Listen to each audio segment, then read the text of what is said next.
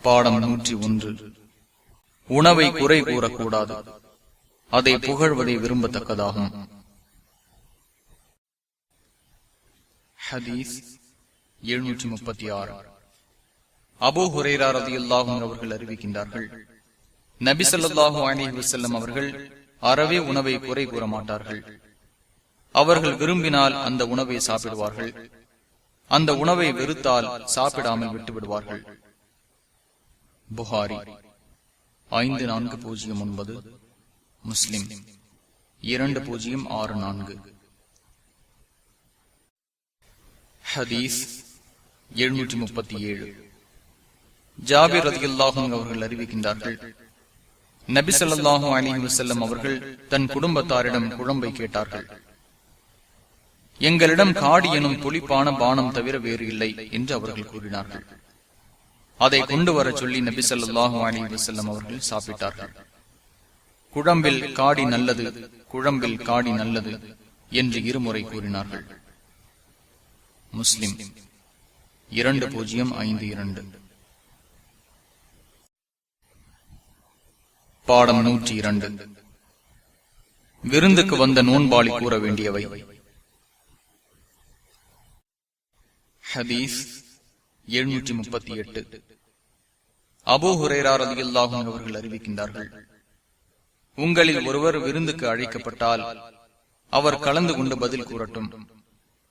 நோன்பாளியாக இருந்தால் விருந்துக்கு அழைப்பு கொடுத்தவருக்கு அவர் துவா செய்யட்டும். அவர் நோன்பில்லாதவராக இருந்தால் அந்த உணவை அவர் சாப்பிடட்டும் என்று நபி ஸல்லல்லாஹு அலைஹி வஸல்லம் அவர்கள் கூறினார்கள்.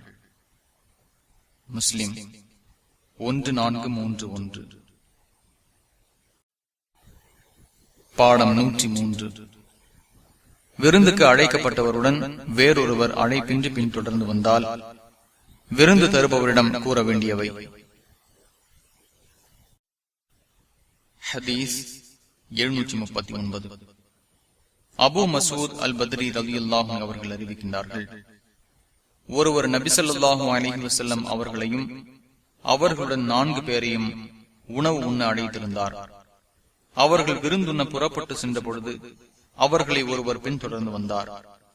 நபி ஸல்லல்லாஹு அலைஹி வஸல்லம் அவர்கள் விருந்து அளிப்பவரின் வாசலை அடைந்த போது, இதோ இவர் எங்களை பின்தொடர்ந்து வந்துவிட்டார், நீர் விரும்பினால் அவருக்கு அனுமதி தரலாம், இல்லையெனில் அவர் திரும்பி விடுவார் என்று கூறினார்கள். இறை தூதர் அவர்களே, அவருக்கும் அனுமதி வழங்கிவிட்டேன் என்று விருந்துக்கு அழைத்தவர் கூறினார். புகாரி 5434, முஸ்லிம் 2036. பாடம் 104. தன் அருகில் உள்ள பகுதியிலிருந்து சாப்பிடுதல் மற்றும் ஒழுங்கீனமாக சாப்பிடுபவருக்கு உபதேசம் செய்தல். ஹதீஸ் 740. அம்ர் இப்னு அபீ ஸலமா ரலியல்லாஹு அன்ஹு அவர்கள் அறிவிக்கின்றார்கள், நான் நபி ஸல்லல்லாஹு அலைஹி வஸல்லம் அவர்களின் பொறுப்பில் வளர்ந்து வரும் சிறுவனாக இருந்தேன். ஒரு தடவை உணவு தட்டில் என் கை அங்கும் இங்கும் என அழிந்து கொண்டிருந்தது. அப்போது என்னிடம் நபி ஸல்லல்லாஹு அலைஹி வஸல்லம் அவர்கள், சிறுவரே, பிஸ்மில்லாஹ் கூறுவீராக, உமது வலது கையால் சாப்பிடுவீராக, உணவு தட்டில் உமக்கு அருகில் உள்ளவற்றிலிருந்து சாப்பிடுவீராக என்று கூறினார்கள். புகாரி 5376, முஸ்லிம் 2022. ஹதீஸ் 741. ஸலமா இப்னு அக்வா ரலியல்லாஹு அன்ஹு அவர்கள் அறிவிக்கின்றார்கள், ஒரு மனிதர் நபி ஸல்லல்லாஹு அலைஹி வஸல்லம் அவர்களுக்கு முன் தனது இடது கையால் சாப்பிட்டுக் கொண்டிருந்தார். அதை பார்த்த நபி ஸல்லல்லாஹு அலைஹி வஸல்லம் அவர்கள், உமது வலது கையால் சாப்பிடுவீராக என்று கூறினார்கள். அதற்கு அவர், என்னால் முடியாது என்று கூறினார். அப்படியானால் நீர் முடியாமல் போய்விடுவீர் என்று நபி ஸல்லல்லாஹு அலைஹி வஸல்லம் அவர்கள் கூறினார்கள். அவரின் பெருமையை தவிர வேறு எதுவும் அவரை தடுக்கவில்லை. பிறகு அவரால் அந்த உணவை தன் வாய் வரை கூட உயர்த்த முடியாதவரானார். முஸ்லிம் 2021. பாடம் 105. கூட்டாக சாப்பிடும் போது பேரித்தம்பழம் மற்றும் இதர உணவுகளை பிற தோடர்கள் அனுமதியின்றி இரண்டாக எடுத்து சாப்பிடுவது கூடாது. ஹதீஸ் 742. ஜபலா இப்னு சுஹைம் ரலியல்லாஹு அவர்கள் அறிவிக்கின்றார்கள், அப்துல்லாஹ் இப்னு ஜுபைர் ரலியல்லாஹு அவர்களின் ஆட்சி காலத்தில் பஞ்சமான ஒரு வருடம் எங்களிடம் தோன்றியது. அப்போது ஒரு முறை எங்களுக்கு பேரித்தம்பழங்கள் உணவாக தரப்பட்டது. நாங்கள் அதை சாப்பிட்டுக் கொண்டிருந்த போது எங்களை கடந்து அப்துல்லாஹ் இப்னு உமர் ரலியல்லாஹு அவர்கள் சென்றார்கள். அப்பொழுது அவர்கள் 2 பழங்களாக சேர்த்து உண்ணாதீர்கள், ஏனெனில் நபி ஸல்லல்லாஹு அலைஹி வஸல்லம் அவர்கள் அவ்வாறு சேர்த்து உண்ண தடை செய்துள்ளார்கள் என்று கூறிவிட்டு, ஒருவர் தன் சகோதரருக்கு அனுமதி அளித்தாலே தவிர என்று இப்னு உமர் ரலியல்லாஹு அவர்கள் கூறினார்கள். புகாரி 2455, முஸ்லிம் 2045. பாடம் 106. சாப்பிட்டும் வயிறு நிரம்பாத நிலையில் உள்ளவர் கூற வேண்டியவை, செய்ய வேண்டியவை.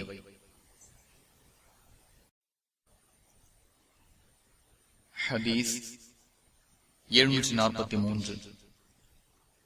வஹ்ஷி இப்னு ஹர்ப் ரலியல்லாஹு அவர்கள் அறிவிக்கின்றார்கள், இறை தூதர் அவர்களே, நாங்கள் உணவை சாப்பிடுகிறோம், ஆனால் எங்கள் வயிறு நிறையவில்லை என்று நபி ஸல்லல்லாஹு அலைஹி வஸல்லம் அவர்களின் தோழர்கள் கூறினர். நீங்கள் பிரிந்து கொண்டு சாப்பிடுகிறீர்களா என்று கேட்டார்கள். ஆம் என அவர்கள் கூறினர். நீங்கள் உண்ணும் பொழுது உங்களின் உணவில் ஒன்று சேர்ந்து கொள்ளுங்கள், பிஸ்மில்லாஹ் கூறுங்கள், அதில் உங்களுக்கு அந்த உணவில் உங்களுக்கு பரக்கத் செய்யப்படும் என்று நபி ஸல்லல்லாஹு அலைஹி வஸல்லம் அவர்கள் கூறினார்கள். அபூ தாவூத் 3764. பாடம் 107. தட்டின் ஓர பகுதியிலிருந்து உண்ணுதல், நடுவிலிருந்து உண்ணாமல் இருத்தல்.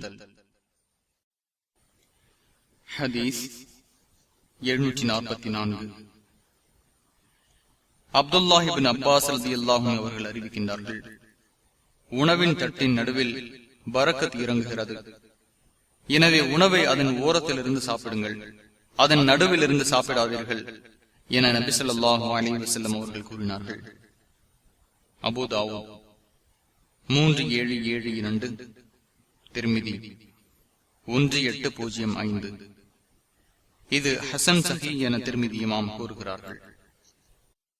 ஹதீஸ் 745. அப்துல்லாஹ் இப்னு புஸ்ர் ரலியல்லாஹு அன்ஹு அவர்கள் அறிவிக்கின்றார்கள், நபி ஸல்லல்லாஹு அலைஹி வஸல்லம் அவர்களிடம் அல் வர்ராவு என்று கூறப்படும் ஒரு பெரிய உணவு தட்டு இருந்தது. அதை 4 பேர்கள் சுமப்பார்கள். நபி ஸல்லல்லாஹு அலைஹி வஸல்லம் அவர்களும் அவரது தோழர்களும் லுஹா நேரம் வந்து லுஹாவை தொழுதார்கள். அப்போது அந்த தட்டு கொண்டு வரப்பட்டது. அதிலே தரீது எனும், அதாவது கரியும் கோதுமை மாவும் கலந்த உணவு இருந்தது. அந்த உணவை சுற்றி அவர்கள் சூழ்ந்து அமர்வார்கள். அதிகமான எண்ணிக்கையில் நபி தோழர்கள் இருந்ததால் கூட்டம் அதிகமாகிவிட்டது. அப்போது நபி ஸல்லல்லாஹு அலைஹி வஸல்லம் அவர்கள் முழந்தாளிட்டு அமர்ந்தார்கள். இது என்ன இருப்பு என ஒரு கிராமத்து அரபி கேட்டார். என்னை அல்லாஹ் கண்ணியமான அடியாராக ஆக்கியுள்ளான், என்னை அடக்கமற்றவனாக முரடனாக ஆக்கவில்லை என்று நபி ஸல்லல்லாஹு அலைஹி வஸல்லம் அவர்கள் கூறிவிட்டு தட்டின் ஓரப்பகுதியில் இருந்து சாப்பிட்டார்கள். பரக்கத் நடுவில் இறக்கப்படுவதால் நடுப்பகுதியை விட்டு விடுங்கள், அதை கடைசியாக சாப்பிடுங்கள் என்று கூறினார்கள். அபூ தாவூத் 3773. ஹதீஸ் 746. அபூ ஜுஹைஃபா வஹ்ப் இப்னு அப்துல்லாஹ் ரலியல்லாஹு அன்ஹு அவர்கள் அறிவிக்கின்றார்கள், நான் சாய்ந்த நிலையில் சாப்பிட மாட்டேன் என்று நபி ஸல்லல்லாஹு அலைஹி வஸல்லம் அவர்கள் கூறினார்கள். புகாரி 5398. ஹதீஸ் 747. அனஸ் ரலியல்லாஹு அன்ஹு அவர்கள் அறிவிக்கின்றார்கள், நபி ஸல்லல்லாஹு அலைஹி வஸல்லம் அவர்கள் தங்கள் பிட்டத்தை பூமியில் சேர்த்து வைத்து 2 கெண்டை கால்களை நட்டி வைத்து உட்கார்ந்தவர்களாக பேரித்தம்பழங்களை சாப்பிட்டதை நான் பார்த்துள்ளேன். முஸ்லிம் 2044. பாடம் 109. 3 விரல்களில் சாப்பிடுவது விரல்களை சூப்புவது ஆகுமானது. அதை சூப்பும் முன் துடைப்பது கூடாது. தட்டை வழித்து உண்பது ஆகுமானது. கீழே விழுந்த உணவை எடுத்து அதை சாப்பிடுவது. சூப்பிய பின் முழங்கை மற்றும் பாதம் போன்றவற்றில் விரலை துடைப்பது கூடும். பாடம் 748. அப்துல்லாஹ் இப்னு அப்பாஸ் ரலியல்லாஹு அவர்கள் அறிவிக்கின்றார்கள், உங்களில் ஒருவர் உணவை சாப்பிட்டால் தன் விரலை சூப்பும் வரை அல்லது அதை மனைவி மக்கள் போன்ற பிறர் சூப்பும் வரை விரல்களை துடைக்க வேண்டாம் என்று நபி ஸல்லல்லாஹு அலைஹி வஸல்லம் அவர்கள் கூறினார்கள். புகாரி 5456, முஸ்லிம் 2031. ஹதீஸ் 749.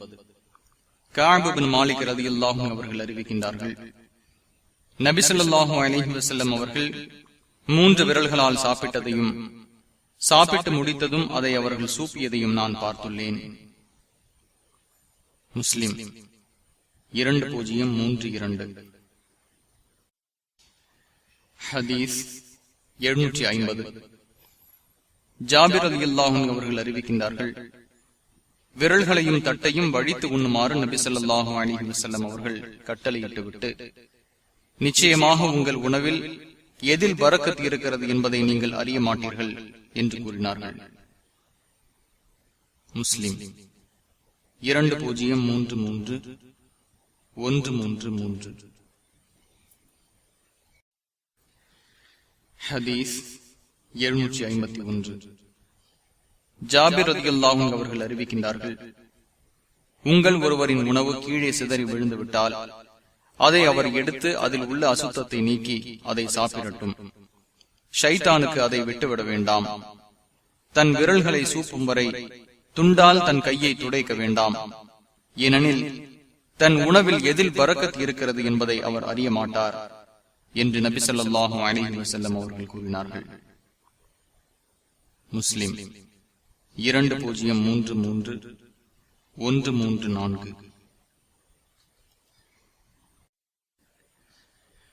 ஹதீஸ் 752. ஜாபிர் ரலியல்லாஹு அவர்கள் அறிவிக்கின்றார்கள், ஷைத்தான் உங்களின் ஒவ்வொரு காரியங்களிலும் வருகை தருகிறான். உணவு உண்ணும் போது கூட அவன் வருகை தருகிறான். உங்களில் ஒருவரது உணவு கீழே விழுந்து விட்டால் அதை அவர் எடுத்து அதன் தூசியை அகற்றிவிட்டு பின்பு அதை சாப்பிடட்டும். ஷைத்தானுக்காக அதை விட்டுவிட வேண்டாம். சாப்பிட்டு முடித்து விட்டால் தன் விரல்களை சூப்பட்டும். தன் உணவில் எதில் பரக்கத் உள்ளது என அவர் அறிய மாட்டார் என்று நபி ஸல்லல்லாஹு அலைஹி வஸல்லம் அவர்கள் கூறினார்கள். முஸ்லிம் 2033 135.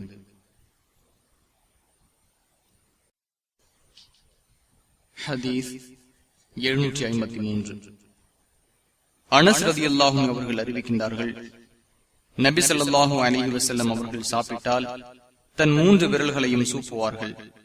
உங்களில் ஒருவரது உணவு கீழே விழுந்து விட்டால் அதை எடுத்து அதில் உள்ள தூசியை அகற்றிவிட்டு அதை அவர் சாப்பிடட்டும்.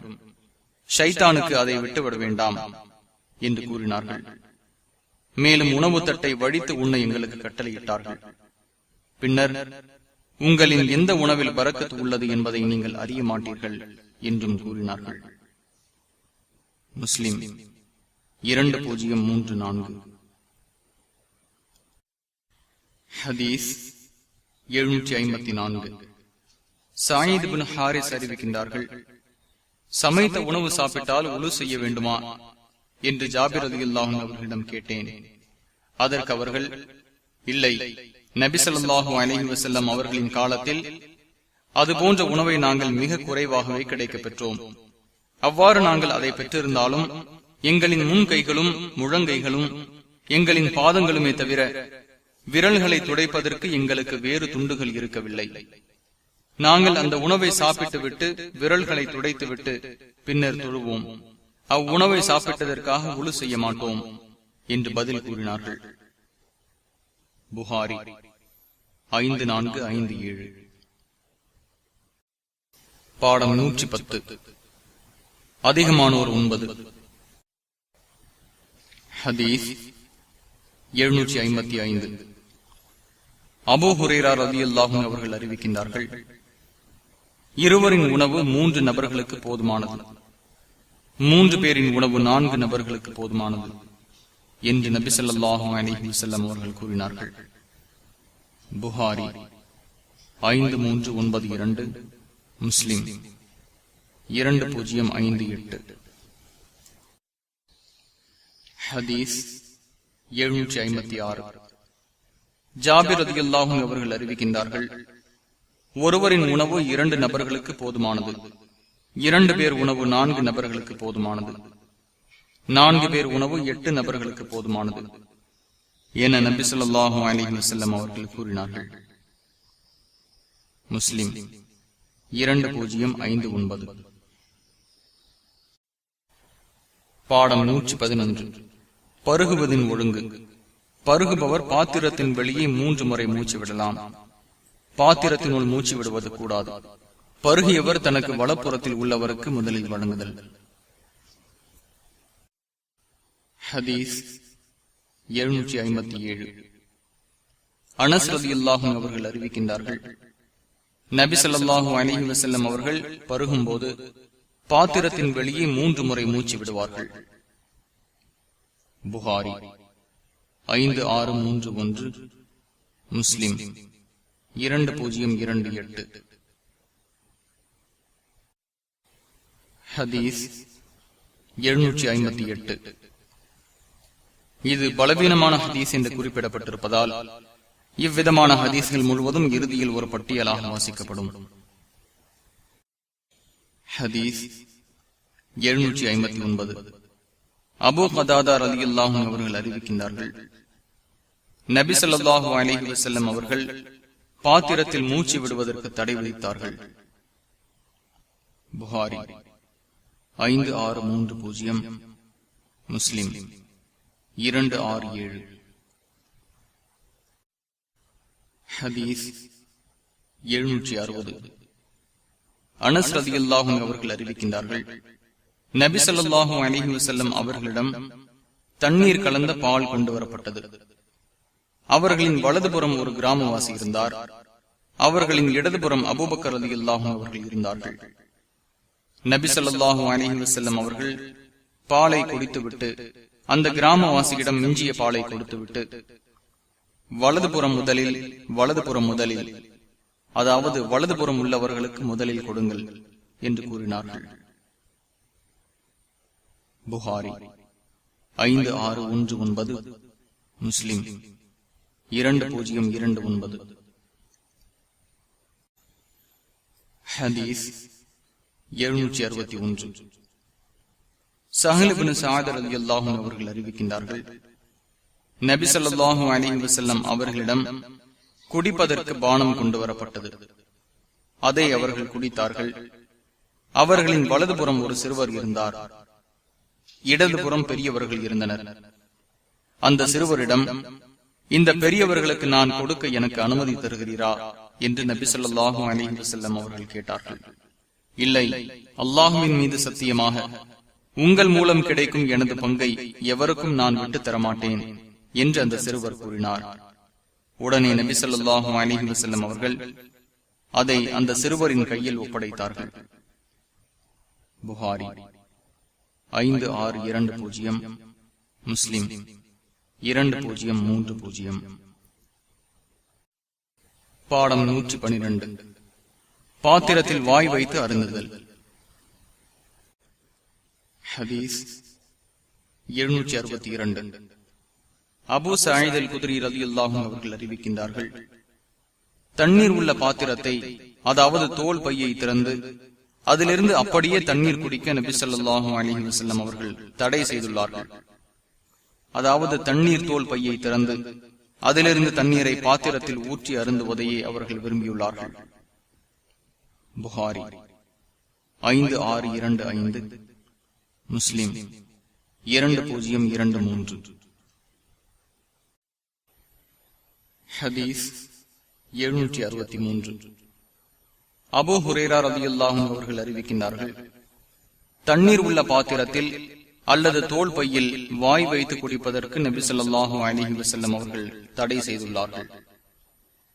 புகாரி 5627, முஸ்லிம். ஹதீஸ் 764. ஹஸ்ஸான் இப்னு சாபித் ரலியல்லாஹு அன்ஹு அவர்களின் சகோதரியான உம்மு சாபித் கபஷா பின்த் சாபித் ரலியல்லாஹு அன்ஹா அவர்கள் அறிவிக்கின்றார்கள், என்னிடம் நபி ஸல்லல்லாஹு அலைஹி வஸல்லம் அவர்கள் வந்தார்கள். தொங்க விடப்பட்டிருந்த தண்ணீர் பையிலிருந்து நின்றவாறே குடித்தார்கள். பின்னர் நான் அந்த தோல் பையின் வாய் அருகே சென்று நபி ஸல்லல்லாஹு அலைஹி வஸல்லம் அவர்கள் வாய் வைத்த பகுதியை வெட்டி எடுத்து வைத்துக் கொண்டேன். திர்மிதி 1892. இது ஹசன் சஹீஹ் என திர்மிதி இமாம் கூறுகிறார்கள். பாடம் 113. பானத்தில் ஊதுவது. ஹதீஸ் 765. அபூ சயீத் அல் குத்ரி ரலியல்லாஹு அன்ஹு அவர்கள் அறிவிக்கின்றார்கள், பானத்தில் ஊதுவதை நபி ஸல்லல்லாஹு அலைஹி வஸல்லம் அவர்கள் தடை செய்தார்கள். பாத்திரத்தில் தூசி இருப்பதை நான் பார்க்கிறேன் என்று ஒருவர் கூறினார். அப்படியானால் அதனை சிறிதளவு கீழே ஊற்றி விடுவீராக, அதாவது தூசிகள் நீங்கிவிடும் என்று நபி ஸல்லல்லாஹு அலைஹி வஸல்லம் அவர்கள் கூறினார்கள். மேலும் அம்மனிதர் ஒரே மூச்சில் குடிப்பதால் நான் தாகம் தீர்க்க முடிவதில்லை என்று கூறினார். வாயிலிருந்து குவளையை எடுப்பீராக, அதாவது பின்னர் வெளியில் மூச்சு விட்டுவிட்டு பிறகு தேவைப்பட்டால் குடிப்பீராக என்று நபி ஸல்லல்லாஹு அலைஹி வஸல்லம் அவர்கள் கூறினார்கள். திர்மிதி 1887. இது ஹசன் சஹீஹ் என திர்மிதி இமாம் கூறுகிறார்கள். ஹதீஸ் 766. இப்னு அப்பாஸ் ரலியல்லாஹு அன்ஹு அவர்கள் அறிவிக்கின்றார்கள், நபி ஸல்லல்லாஹு அலைஹி வஸல்லம் அவர்கள் பாத்திரத்தில் மூச்சு விடுவதையும் அதில் ஊதுவதையும் தடை செய்தார்கள். திர்மிதி 1888. இது ஹசன் சஹீஹ் என திர்மிதி இமாம் கூறுகிறார்கள். பாடம் 114. நின்று அருந்துவது கூடும், ஆனால் உட்கார்ந்து அருந்துவதே சிறந்தது. ஹதீஸ் 767. அப்துல்லாஹ் இப்னு அப்பாஸ் ரலியல்லாஹு அன்ஹு அவர்கள் அறிவிக்கின்றார்கள், நபி ஸல்லல்லாஹு அலைஹி வஸல்லம் அவர்களுக்கு ஜம்சம் தண்ணீரை குடிக்க கொடுத்தேன். அவர்கள் நின்ற நிலையிலேயே குடித்தார்கள். புகாரி 5617, முஸ்லிம் 2027. ஹதீஸ் 768. நஸ்ஸால் இப்னு சப்ரா என்பார் அறிவிக்கின்றார்கள், கூஃபாவின் ஒரு முற்றத்தின் வாசலில் அலி ரலியல்லாஹு அன்ஹு அவர்கள் நின்ற நிலையில் தண்ணீர் குடித்தார்கள். அப்போது அவர்கள், நான் செய்யும் இந்த செயலை என்னிடம் நீங்கள் பார்ப்பது போலவே நபி ஸல்லல்லாஹு அலைஹி வஸல்லம் அவர்களை இவ்வாறு செய்திட நான் பார்த்துள்ளேன் என்று கூறினார்கள். புகாரி 5615. ஹதீஸ் 769. அப்துல்லாஹ் இப்னு உமர் ரலியல்லாஹு அன்ஹு அவர்கள் அறிவிக்கின்றார்கள், நாங்கள் நபி ஸல்லல்லாஹு அலைஹி வஸல்லம் அவர்கள் காலத்தில் சில நேரங்களில் நடந்து கொண்டே சாப்பிடுவோம், நின்று கொண்டே பருகுவோம். திர்மிதி 1881. இது ஹசன் சஹீஹ் என திர்மிதி இமாம் கூறுகிறார்கள். ஹதீஸ் 770. அம்ர் இப்னு ஷுவைப் அவர்கள் தன் பாட்டனார் வழியாக அறிவிக்கின்றார்கள், நபி ஸல்லல்லாஹு அலைஹி வஸல்லம் அவர்கள் நின்றவாறும் உட்கார்ந்தவாறும் அருந்துவார்கள். திர்மிதி 1883. இது ஹசன் சஹீஹ் என திர்மிதி இமாம் கூறுகிறார்கள். ஹதீஸ் 771. கதாதா அறிவிக்கின்றார்கள், ஒரு மனிதர் நின்று கொண்டு பருகுவதற்கு நபி ஸல்லல்லாஹு அலைஹி வஸல்லம் அவர்கள் தடை செய்துள்ளார்கள். நின்று கொண்டு சாப்பிடலாமா என்று அனஸ் ரலியல்லாஹு அன்ஹு அவர்களிடம் கேட்டோம். அது அதையும் விட கேடு அல்லது அதையும் விட மிக தவறானது என்று அனஸ் ரலியல்லாஹு அன்ஹு அவர்கள் கூறினார்கள். முஸ்லிம் 2024. இதன் மற்றொரு அறிவிப்பில் நபி ஸல்லல்லாஹு அலைஹி வஸல்லம் அவர்கள், நின்று கொண்டு தண்ணீர் குடிப்பதற்கு தடை செய்துள்ளார்கள் என்று உள்ளது. ஹதீஸ் 722. அபூ ஹுரைரா ரலியல்லாஹு அன்ஹு அவர்கள் அறிவிக்கின்றார்கள், உங்களில் எவரும் நின்று கொண்டு தண்ணீர் குடிக்க வேண்டாம், மறந்து குடித்துவிட்டால் அவர் வாந்தி எடுக்கட்டும் என நபி ஸல்லல்லாஹு அலைஹி வஸல்லம் அவர்கள் கூறினார்கள். முஸ்லிம் 2026. பாடம் 115. ஒரு கூட்டத்தாருக்கு தண்ணீர் கொடுப்பவர் கடைசியாக அருந்துவது விரும்பத்தக்கது. ஹதீஸ் 773. அபூ கதாதா ரலியல்லாஹு அன்ஹு அவர்கள் அறிவிக்கின்றார்கள், மக்களுக்கு தண்ணீர் தருபவர் அவர்களின் இறுதி நபராக அருந்துவார் என்று நபி ஸல்லல்லாஹு அலைஹி வஸல்லம் அவர்கள் கூறினார்கள். திர்மிதி 1894. இது ஹசன் சஹீஹ் என திர்மிதி இமாம் கூறுகிறார்கள். பாடம் 116. தங்கம் வெள்ளி அல்லாத தூய்மையான பாத்திரங்களில் அருந்துவது கூடும். ஆறு மற்றும் தண்ணீர் குட்டைகளில் பாத்திரம் கை துணையின்றி வாயால் உறிஞ்சி அருந்துவது கூடும். உண்ண குடிக்க சுத்தம் செய்ய மற்றும் இதர செயல்களுக்கு தங்கம் வெள்ளி பாத்திரங்களை பயன்படுத்துவது கூடாது. ஹதீஸ் 774. அனஸ் ரலியல்லாஹு அன்ஹு அவர்கள் அறிவிக்கின்றார்கள், ஒரு முறை தொழுகை நேரம் வந்தது. பள்ளிக்கு அருகில் வீடு உள்ளவர்கள் தங்கள் வீட்டுக்கு உழு செய்ய சென்றார்கள். மற்ற சிலர் பள்ளியில் இருந்தனர். எனவே அவர்களுக்காக நபி ஸல்லல்லாஹு அலைஹி வஸல்லம் அவர்களிடம் கல்லாலான தண்ணீர் பாத்திரம் கொண்டு வரப்பட்டது. அதில் கையை நுழைக்க முடியாத அளவுக்கு அந்த கல் பாத்திரம் சிறிதாக இருந்தது. அதிலிருந்து அந்த மக்கள் அனைவரும் உழு செய்தார்கள். நீங்கள் எவ்வளவு பேர் இருந்தீர்கள் என அனஸ் ரலியல்லாஹு அன்ஹு அவர்களிடம் கேட்டதற்கு 80க்கும் மேற்பட்டவர்கள் என்று அவர்கள் பதில் கூறினார்கள். புகாரி 195, முஸ்லிம் 2279. இது புகாரியின் வாசகமாகும். முஸ்லிமின் மற்றொரு அறிவிப்பில் பின்வருமாறு உள்ளது. தண்ணீர் உள்ள பாத்திரத்தை நபி ஸல்லல்லாஹு அலைஹி வஸல்லம் அவர்கள் கொண்டு வர செய்தார்கள். தண்ணீர் உள்ள விசாலமான ஒரு பெரிய செம்பு கொண்டு வரப்பட்டது. அதில் சிறிதளவு தண்ணீர் இருந்தது. நபி ஸல்லல்லாஹு அலைஹி வஸல்லம் அவர்கள் அதில் தன் விரல்களை வைத்தார்கள். அவர்களின் விரல்களில் இருந்து தண்ணீர் பீரிட்டு வருவதை நான் பார்த்தேன். உழு செய்தவர்களை எண்ணினேன். 70 முதல் 80 பேர் வரை இருந்தனர். முஸ்லிம் 2279 கீழ் 4. ஹதீஸ் 775.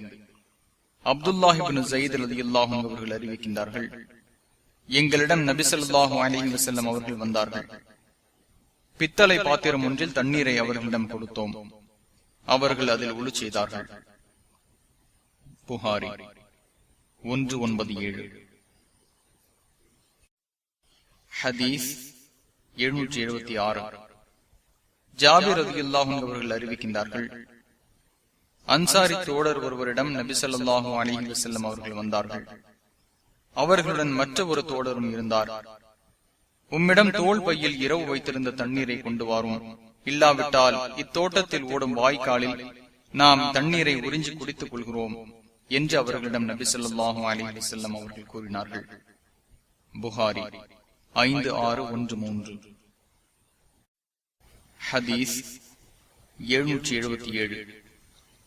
ஹுதைஃபா ரலியல்லாஹு அன்ஹு அவர்கள் அறிவிக்கின்றார்கள், பட்டு பட்டாடைகளை அணிவதை விட்டும் மற்றும் தங்கம் வெள்ளி பாத்திரங்களில் பருகுவதை விட்டும் எங்களை நபி ஸல்லல்லாஹு அலைஹி வஸல்லம் அவர்கள் தடுத்தார்கள். பின்னர் அவை உலகில் அவர்களுக்கும், அதாவது இறை மறுப்பாளர்களுக்கும், மறுமையில் உங்களுக்கும் உள்ளன என்று நபி ஸல்லல்லாஹு அலைஹி வஸல்லம் அவர்கள் கூறினார்கள். புகாரி 5632, முஸ்லிம் 2067. ஹதீஸ் 778.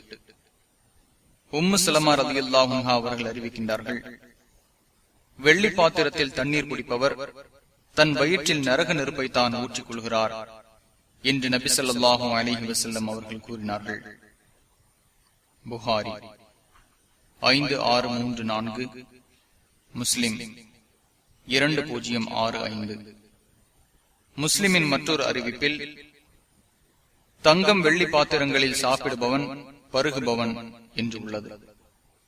முஸ்லிமின் மற்றொரு அறிவிப்பில், தங்கம் வெள்ளியின் பாத்திரத்தில் பருகியவன் தன் வயிற்றில் நரக நெருப்பை தான் ஊற்றிக் கொள்கிறான் என்று உள்ளது. ஆடைகள் பற்றிய அத்தியாயம். பாடம் 117. வெள்ளை ஆடை அணிவது விரும்பத்தக்கது. சிவப்பு, பச்சை, மஞ்சள், கருப்பு நிற ஆடைகள் கூடும். பருத்தி, கம்பளி போன்ற பட்டு அல்லாத ஆடைகள் அணிவது கூடும். அல்லாஹ் கூறுகின்றான், ஆதமின் மக்களே, உங்களின் மறைவு பகுதிகளை மறைக்கும் ஆடையையும் அலங்காரத்தையும் நாம் இறக்கி வைத்துள்ளோம். இறையச்சம் எனும் ஆடைதான் சிறந்ததாகும். 7வது அத்தியாயம் 26வது வசனம். மற்றொரு இடத்தில் அல்லாஹ் கூறுகின்றான், வெப்பத்தில் உங்களை பாதுகாக்கும் ஆடைகளையும் போரில் உங்களை பாதுகாக்கும் ஆடைகளையும் உங்களுக்கு அவன் ஏற்படுத்தினான். 16வது அத்தியாயம் 81வது வசனம்.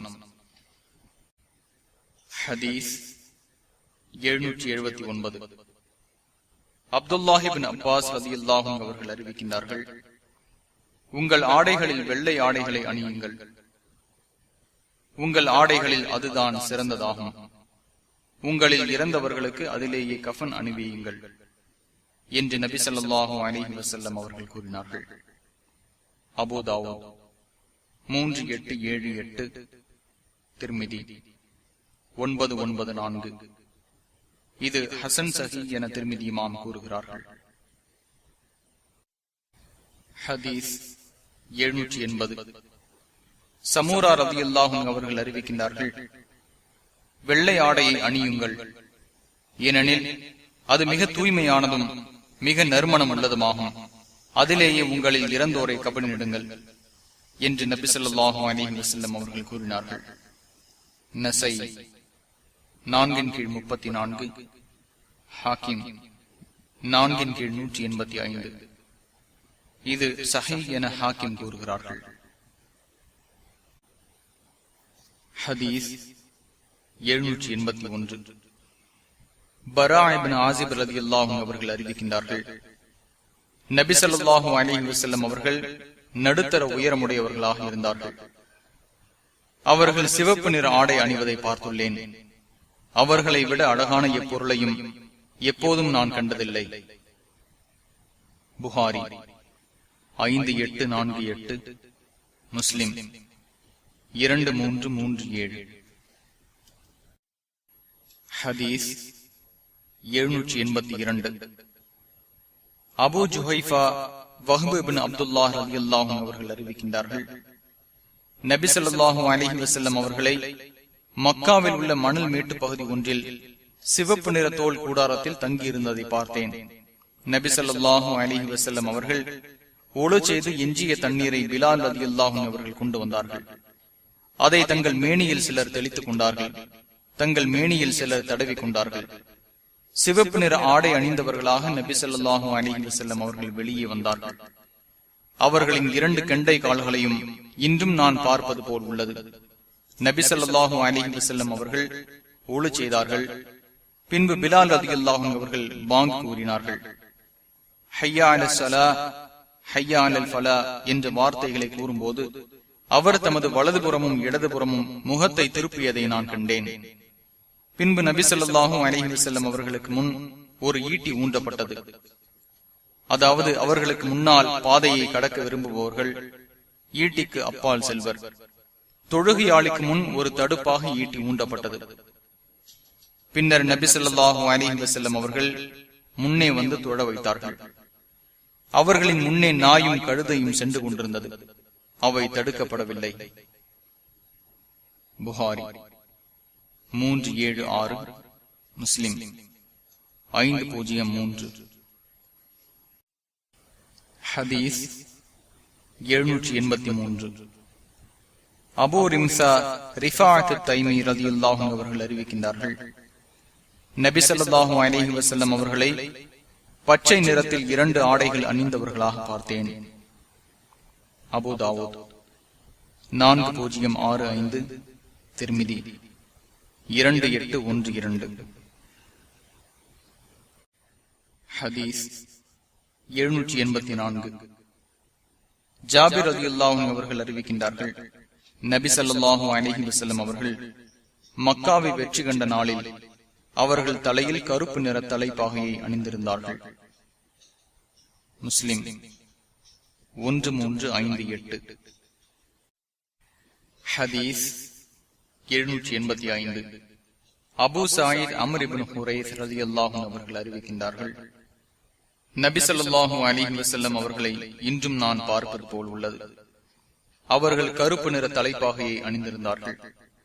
அதன் 2 ஓரங்களையும் தன் 2 தோள்பட்டை மீதும் தொங்கவிட்டிருந்தார்கள். முஸ்லிம் 1359. இதன் மற்றொரு அறிவிப்பில் நபி ஸல்லல்லாஹு அலைஹி வஸல்லம் அவர்கள் மக்களுக்கு உரை நிகழ்த்தினார்கள். அவர்கள் தலை மீது கருப்பு நிற தலைப்பாகை இருந்தது என்று உள்ளது. ஹதீஸ் 786. அன்னை ஆயிஷா ரலியல்லாஹு அன்ஹா அவர்கள் அறிவிக்கின்றார்கள், நபி ஸல்லல்லாஹு அலைஹி வஸல்லம் அவர்கள் யமன் நாட்டில் உள்ள சஹூல் எனும் ஊரில் நெய்யப்பட்ட 3 பருத்தி ஆடைகளால் கபன் அணிவிக்கப்பட்டார்கள். அதில் சட்டையோ தலைப்பாகையோ இருக்கவில்லை. புகாரி 1264, முஸ்லிம் 941. ஹதீஸ் 787. அன்னை ஆயிஷா ரலியல்லாஹு அன்ஹா அவர்கள் அறிவிக்கின்றார்கள், ஒரு நாள் நபி ஸல்லல்லாஹு அலைஹி வஸல்லம் அவர்கள் காலையில் வீட்டை விட்டு வெளியே சென்றார்கள். அப்பொழுது அவர்கள் கருப்பு நிற முடியாலான ஒட்டக சேணத்தின் குச்சி வடிவம் போடப்பட்ட கம்பளியால் தயாரிக்கப்பட்ட ஆடையை அணிந்திருந்தார்கள். முஸ்லிம் 2081. ஹதீஸ் 788. முகீரா இப்னு ஷுபா ரலியல்லாஹு அன்ஹு அவர்கள் அறிவிக்கின்றார்கள், ஒரு பயணத்தில் இரவு நேரத்தில் நபி ஸல்லல்லாஹு அலைஹி வஸல்லம் அவர்களுடன் நான் இருந்தேன். உம்மிடம் தண்ணீர் உள்ளதா என்று என்னிடம் நபி ஸல்லல்லாஹு அலைஹி வஸல்லம் அவர்கள் கேட்டார்கள். ஆம் என்று கூறினேன். தண்ணீரை பெற்று அவர்கள் தன் வாகனத்திலிருந்து இறங்கி நடந்து சென்று இரவின் இருட்டில் மறைந்தார்கள். மலஜலம் கடித்து விட்டு பின்பு திரும்பி வந்தார்கள். உடனே நான் தண்ணீர் பாத்திரத்திலிருந்து அவர்களுக்கு ஊற்றினேன். அவர்கள் தன் முகத்தை கழுவினார்கள். அப்பொழுது அவர்கள் ஒட்டக முடியிலான கம்பளி சுப்பாவை அணிந்திருந்தார்கள். கைகளை கழுவ அந்த கம்பளி சுப்பாவிலிருந்து கைகளை வெளியே எடுக்க முடியவில்லை. அதாவது அது மிகவும் இறுக்கமாக இருந்தது. எனவே கம்பளி ஆடையின் கீழ்ப்பகுதியிலிருந்து கடற்றி முழங்கைகளை எடுத்து அவற்றை கழுவினார்கள். பின்னர் தலைக்கு மசகு செய்தார்கள். நான் அவர்களின் 2 காலுறைகளையும் கலற்றிட முயற்சித்தேன். அப்போது அவர்கள், அந்த 2ஐயும் விட்டு விடுவீராக, 2 கால்களையும் கழுவி சுத்தமான பின்புதான் அந்த 2ஐயும் அணிந்தேன் என்று நபி ஸல்லல்லாஹு அலைஹி வஸல்லம் அவர்கள் கூறினார்கள். தன் 2 காலுறைகள் மீது அவற்றை கழுவுவதற்கு பதிலாக மசகு செய்தார்கள். புகாரி 4421, 5798, 5799. முஸ்லிம் 274. மற்றொரு அறிவிப்பில் முன் கைகள் மிக இறுக்கமான ஷாம் நாட்டில் தயாரான ஆடை அவர்கள் மீது இருந்தது என்று உள்ளது. மற்றொரு அறிவிப்பில் இந்த சம்பவம் தபூக் போரின் போது நடந்தது என்று உள்ளது. பாடம் 118. சட்டை அணிவது விரும்பத்தக்கது. ஹதீஸ் 789. உம்மு சலமா ரலியல்லாஹு அன்ஹா அவர்கள் அறிவிக்கின்றார்கள், நபி ஸல்லல்லாஹு அலைஹி வஸல்லம் அவர்களுக்கு ஆடைகளில் மிகவும் விருப்பமானதாக கமீஸ் எனும் முழு நீள, அதாவது தலை முதல் கால் வரை உள்ள சட்டையை விருப்பமானதாக இருந்தது. அபூ தாவூத் 4025, திர்மிதி 1762.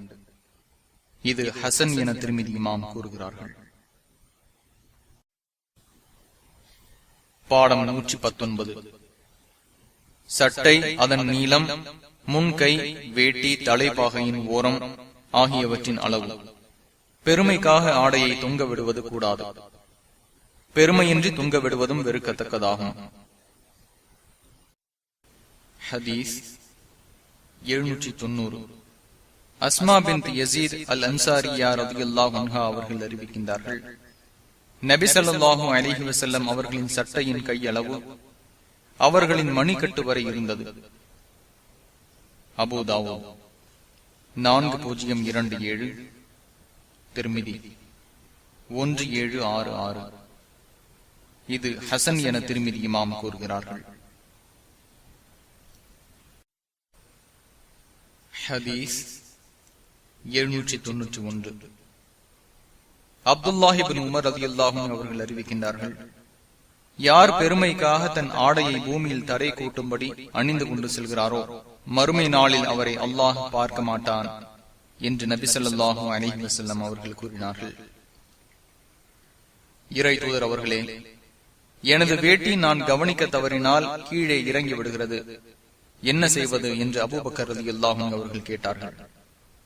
நிச்சயமாக நீர் பெருமைக்காக செயல்படுபவர்களில் ஒருவராக இல்லை என்று நபி ஸல்லல்லாஹு அலைஹி வஸல்லம் அவர்கள் கூறினார்கள். புகாரி 3665. இதன் ஒரு பகுதி முஸ்லிமின் 2085 உள்ளது. ஹதீஸ் 792. அபூ ஹுரைரா ரலியல்லாஹு அன்ஹு அவர்கள் அறிவிக்கின்றார்கள், தன் வேட்டியை தரையில் பட இழுத்து நடப்பவனை மறுமை நாளில் அல்லாஹ் தன் அருட்பார்வையால் பார்க்க மாட்டான் என்று நபி ஸல்லல்லாஹு அலைஹி வஸல்லம் அவர்கள் கூறினார்கள். புகாரி 5788, முஸ்லிம் 2087. ஹதீஸ் 793. அபூ ஹுரைரா ரலியல்லாஹு அன்ஹு அவர்கள் அறிவிக்கின்றார்கள், 2 கணுக்கால்களுக்கு கீழ் எந்த ஆடை இறங்கி விடுகிறதோ அது நரகில் உள்ளதாகும் என்று நபி ஸல்லல்லாஹு அலைஹி வஸல்லம் அவர்கள் கூறினார்கள். புகாரி 5887. அவ்வாறு அணிபவர் நரகிற்கு செல்வார் என்று அடை குறிப்பிடப்பட்டிருக்கிறது. ஹதீஸ் 794. அபூதர் ரலியல்லாஹு அன்ஹு அவர்கள் அறிவிக்கின்றார்கள், 3 நபர்களிடம் அல்லாஹ் மறுமை நாளில் பேச மாட்டான், அவர்களை பார்க்கவும் மாட்டான், அவர்களை தூய்மைப்படுத்தவும் மாட்டான், அதாவது அவர்களின் பாவங்களை மன்னிக்க மாட்டான், அவர்களுக்கு கடும் வேதனை உண்டு என்று நபி ஸல்லல்லாஹு அலைஹி வஸல்லம் அவர்கள் கூறினார்கள். நபி ஸல்லல்லாஹு அலைஹி வஸல்லம் அவர்கள் 3 முறை இதை கூறினார்கள். அப்போது நான், அந்த மூவரும் நஷ்டமடைந்து விட்டார்கள், இறை தூதர் அவர்களே, அவர்கள் யார் என்று கேட்டேன். 1, வேட்டியை அணிந்திருக்கும் போது தரையில் படுமாறு பூமியில் தொங்கவிட்டு செல்பவன். 2, தான் செய்த உதவியை சொல்லி காட்டுபவன். 3, பொய் சத்தியம் செய்து தன் பொருளை விற்பனை செய்பவன் என்று நபி ஸல்லல்லாஹு அலைஹி வஸல்லம் அவர்கள் கூறினார்கள். முஸ்லிம் 106. ஹதீஸ் 795. அப்துல்லாஹ் இப்னு உமர் ரலியல்லாஹு அன்ஹு அவர்கள் அறிவிக்கின்றார்கள், வேட்டி, சட்டை, தலைப்பாகை இவற்றில் ஏதாவது ஒன்றை பெருமைக்காக ஒருவர் தொங்கவிட்டு பூமியில் படும்படியாக நடந்தால் அவரை மறுமை நாளில் அல்லாஹ் பார்க்க மாட்டான் என்று நபி ஸல்லல்லாஹு அலைஹி வஸல்லம் அவர்கள் கூறினார்கள். Abu Dawood 4094, Nasai 8/208. ஹதீஸ் 796. அபூ ஜுரை ஜாபிர் இப்னு சுலைம் ரலியல்லாஹு அன்ஹு அவர்கள் அறிவிக்கின்றார்கள், நான் ஒருவரை பார்த்தேன், அவரின் கருத்துப்படியே மக்கள் நடந்து கொள்கிறார்கள், அவர் என்ன சொல்கிறாரோ அதனை மக்கள் உடனே ஏற்று நடக்கிறார்கள். நான், இவர் யார் என்று கேட்டேன். மக்கள் இறை தூதர் என்று கூறினார்கள். இறை தூதர் அவர்களே, அலைக்க சலாம் என்று 2 தடவை கூறினேன். உடனே அவர்கள், அலைக்க சலாம் என்று கூறாதீர், அலைக்க சலாம் என்பது இறந்தவர்களின் காணிக்கையாகும், அஸ்ஸலாமு அலைக்க என்று கூறுவீராக என நபி ஸல்லல்லாஹு அலைஹி வஸல்லம் அவர்கள் கூறினார்கள். நீங்கள் தானே இறை தூதர் என்று கேட்டேன். ஆம், அல்லாஹ் எத்தகையவன் என்றால், உமக்கு ஒரு தீமை ஏற்பட்டு அவனிடம் நீர் முறையிட்டால் உம்மை விட்டும் அவனை நீக்குவான். ஒருவரிடம் உமக்கு பஞ்சம் ஏற்பட்டு அவனிடம் நீர் துவா செய்தால் உமக்கு அவனே பூமியில் விளைய செய்வான். ஒரு வனாந்திர பூமியில் நீர் இருந்து வாகனம் தொலைந்து அவனிடம் நீர் துவா செய்தால் உமக்கு அவன் திருப்பி தருவான். அத்தகைய இறைவனின் தூதர் நான் தான் என்று நபி ஸல்லல்லாஹு அலைஹி வஸல்லம் அவர்கள் கூறினார்கள். எனக்கு ஏதேனும் கூறுங்கள் என்று கூறினேன். எவரையும் நீர் திட்டாதீர் என்று கூறினார்கள். அதன் பின், அதாவது அவர்களின் உபதேசத்திற்கு பின், எந்த ஒரு சுதந்திரமானவரையோ அடிமையையோ ஒட்டகத்தையோ ஆட்டையோ நான் திட்டியதே இல்லை. மேலும் நபி ஸல்லல்லாஹு அலைஹி வஸல்லம் அவர்கள், எந்த ஒரு நற்செயலையும் லேசாக எண்ணிவிடாதீர். நீர் முகத்தை முகமலர்ச்சியுடன் வைத்த நிலையில் சகோதரனிடம் நீர் பேசினால் அதுவும் நற்செயல்தான். வேட்டியை பாதி கெண்டை கால் வரை நீர் உயர்த்துவீராக. வேட்டியை தரை கூட்ட தொங்க விடுவதை எச்சரிக்கிறேன். அது பெருமையை சேர்ந்ததாகும். நிச்சயமாக அல்லாஹ் பெருமை கொள்வதை விரும்ப மாட்டான். ஒரு மனிதன் உம்மை திட்டினால், மேலும் உம்மை பற்றி அவன் அறிந்து கொண்டு அவன் உம்மை குறை கூறினால், அவன் விஷயமாக நீர் அறிந்து கொண்டதை கொண்டு அவனை பற்றி நீர் குறை கூறாதீர். நிச்சயமாக அதன் கெடுதி அவன் மீதே உள்ளது என்று நபி ஸல்லல்லாஹு அலைஹி வஸல்லம் அவர்கள் கூறினார்கள்.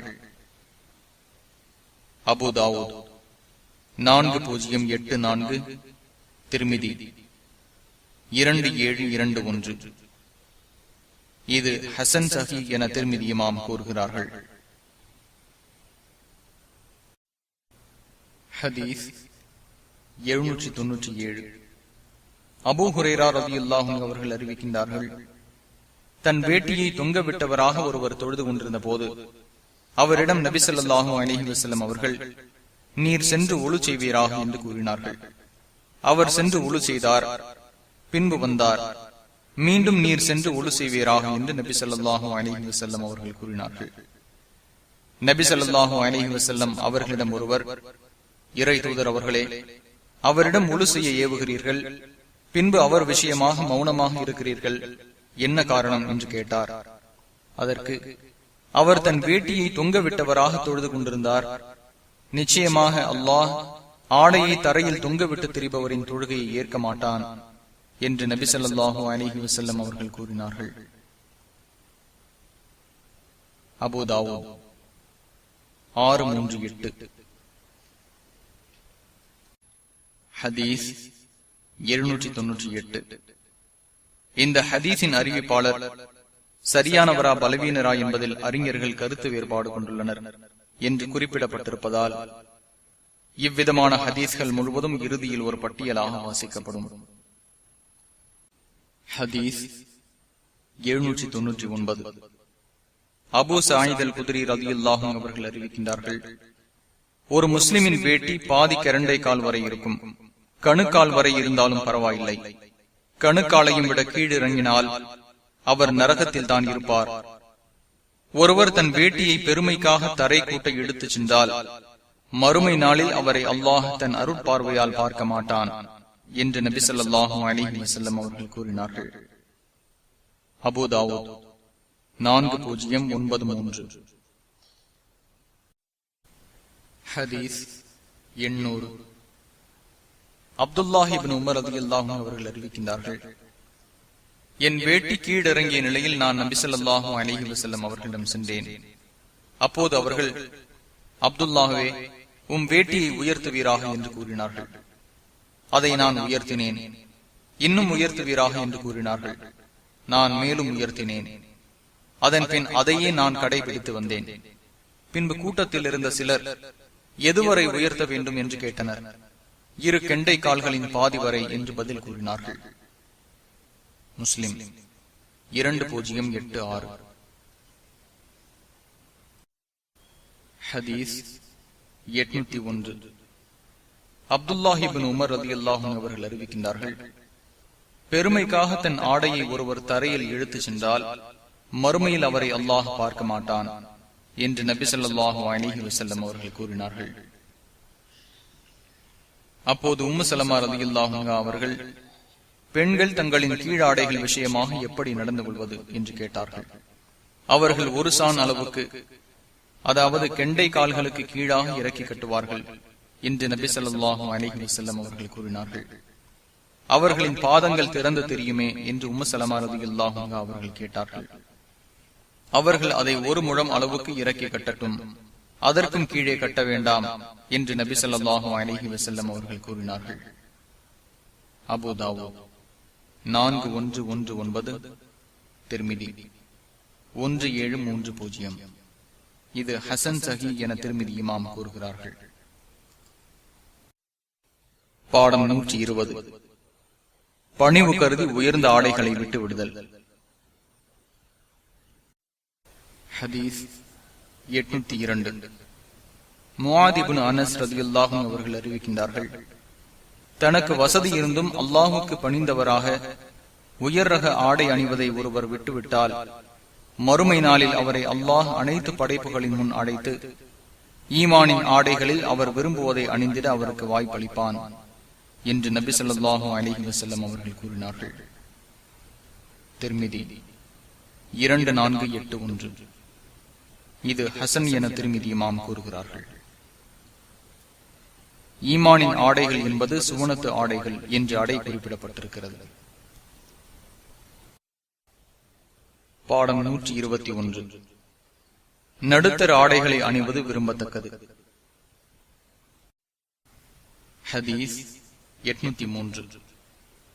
அம்ர் இப்னு ஷுவைப் அவர்கள் தன் பாட்டனார் கூறியதாக அறிவிக்கின்றார்கள், தன் அருட்கொடையின் அடையாளம் தன் அடியானிடம் காணப்படுவதை நிச்சயமாக அல்லாஹ் விரும்புகின்றான் என்று நபி ஸல்லல்லாஹு அலைஹி வஸல்லம் அவர்கள் கூறினார்கள். திர்மிதி 2819. இது ஹசன் என திர்மிதி இமாம் கூறுகிறார்கள். பாடம் 122. ஆண்கள் பட்டு ஆடை அணிவதும் அதில் அமர்வதும் சாய்ந்திருப்பதும் கூடாது. பெண்கள் அதை அணிவது கூடும். ஹதீஸ் 804. உமர் இப்னு கத்தாப் ரலியல்லாஹு அன்ஹு அவர்கள் அறிவிக்கின்றார்கள், பட்டாடை அணியாதீர்கள், இவ்வுலகில் அதை அணிந்தவன் மறுமையில் அதை அணிய மாட்டான் என்று நபி ஸல்லல்லாஹு அலைஹி வஸல்லம் அவர்கள் கூறினார்கள். புகாரி 5830, முஸ்லிம் 2069. ஹதீஸ் 805. உமர் இப்னு கத்தாப் ரலியல்லாஹு அன்ஹு அவர்கள் அறிவிக்கின்றார்கள், நர்பாகியம் இல்லாத ஒருவர்தான் இவ்வுலகில் பட்டாடை அணிவார் என்று நபி ஸல்லல்லாஹு அலைஹி வஸல்லம் அவர்கள் கூறினார்கள். புகாரி 5835, முஸ்லிம் 2068. புகாரியின் மற்றொரு அறிவிப்பில் மறுமையின் நர்பாகியம் இல்லாதவர்தான் பட்டை அணிவார் என்று உள்ளது. ஹதீஸ் 806.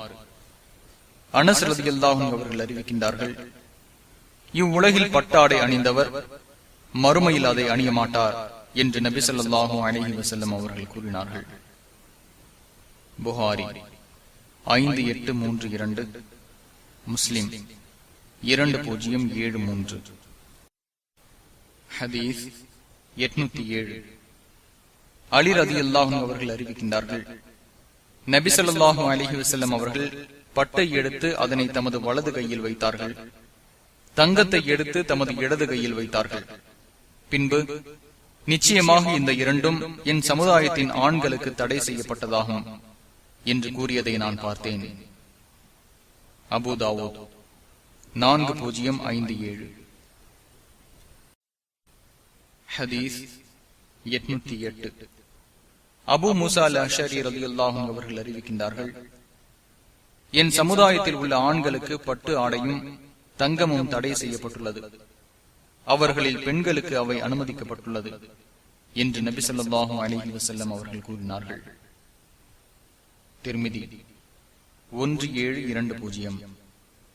இது ஹசன் சஹி என திர்மிதி இமாம் கூறுகிறார்கள். ஹதீஸ் 809. ஹுதைஃபா ரலியல்லாஹு அன்ஹு அவர்கள் அறிவிக்கின்றார்கள், தங்கம் வெள்ளி பாத்திரங்களில் நாங்கள் பருகுவதற்கும் அதிலே நாங்கள் சாப்பிடுவதற்கும் மேலும் பட்டாடை அணிவதற்கும் அதன் மீது நாங்கள் உட்காருவதற்கும் நபி ஸல்லல்லாஹு அலைஹி வஸல்லம் அவர்கள் தடை செய்தார்கள். புகாரி 5837. பாடம் 123. சோரி பிடித்தவர் பட்டாடை அணிவது கூடும். ஹதீஸ் 810. அனஸ் ரலியல்லாஹு அவர்கள் அறிவிக்கின்றார்கள், ஜுபைர் ரலியல்லாஹு அவர்களுக்கும் அப்துர் ரஹ்மான் இப்னு அவுஃப் ரலியல்லாஹு அவர்களுக்கும் சொறி இருந்ததன் காரணமாக அவ்விருவரும் பட்டு அணிந்து கொள்ள நபி ஸல்லல்லாஹு அலைஹி வஸல்லம் அவர்கள் அனுமதி வழங்கினார்கள். புகாரி 5839, முஸ்லிம் 2076. பாடம் 124. புலி தோலை விரிப்பதும் அதன் மீது உட்கார்ந்து பயணம் செய்வதும் கூடாது. ஹதீஸ் 811. முஆவியா ரலியல்லாஹு அன்ஹு அவர்கள் அறிவிக்கின்றார்கள், நீங்கள் பட்டு வெறிப்பின் மீதும் புலித்தோல் போன்று கருப்பு வெள்ளை கோடுகள் போடப்பட்ட வெறுப்பின் மீதும் அமர்ந்து சவாரி செய்யாதீர்கள் என்று நபி ஸல்லல்லாஹு அலைஹி வஸல்லம் அவர்கள் கூறினார்கள். அபூ தாவூத் 4129. இது ஹசன் என இமாம் அபூ தாவூத் கூறுகிறார்கள். ஹதீஸ் 812. அபுல் மலீஹ் அவர்கள் தன் தந்தை கூறியதாக அறிவிக்கின்றார்கள், மிருகங்களின் தோள்களை விரிப்பாக பயன்படுத்த நபி ஸல்லல்லாஹு அலைஹி வஸல்லம் அவர்கள் தடை செய்தார்கள். அபூ தாவூத் 4132, திர்மிதி 1771.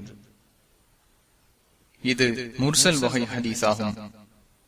திர்மிதியின் அறிவிப்பில் மிருகங்களின் தோள்களை விரிப்பாக பயன்படுத்திட தடை செய்தார்கள் என்று உள்ளது. பாடம் 125. புதிய ஆடை புதிய செருப்பு போன்றவற்றை அணிபவர் கூற வேண்டியது. ஹதீஸ் 813.